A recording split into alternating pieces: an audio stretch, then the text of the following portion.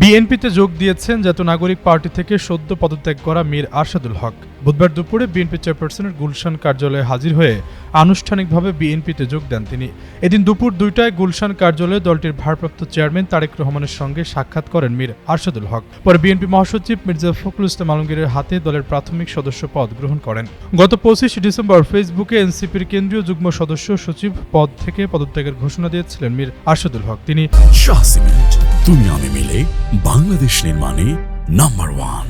NCP নির্বাহী কাউন্সিলের সদস্য ও দলটির মিডিয়া সেল ও শৃঙ্খলা কমিটির সদস্য হিসেবে দায়িত্ব পালন করেছেন। এছাড়াও দলটির পরিবেশ সেলের প্রধান ও চট্টগ্রাম মহানগরের প্রধান সমন্বয়কারী ছিলেন। ওই দিন ফেসবুকে দীর্ঘ স্ট্যাটাসের পদত্যাগের ঘোষণা দেওয়ার পাশাপাশি দীর্ঘ 17 বছর পর দেশে ফেরা বিএনপির ভারপ্রাপ্ত চেয়ারম্যান তারেক রহমানকে স্বাগত জানিয়েছিলেন তিনি। আসন্ন জাতীয় সংসদ নির্বাচনে চট্টগ্রাম থেকে এনসিপির মনোনয়ন পেয়েছিলেন আরশাদুল হক। ঢাকা বিশ্ববিদ্যালয় সাংবাদিক সমিতির সাবেক সহসভাপতির দায়িত্বে ছিলেন। এছাড়াও তিনি ছাত্র জীবনে ক্যাম্পাস সাংবাদিকতার পাশাপাশি বিভিন্ন আন্দোলন প্রতিবাদে যুক্ত ছিলেন।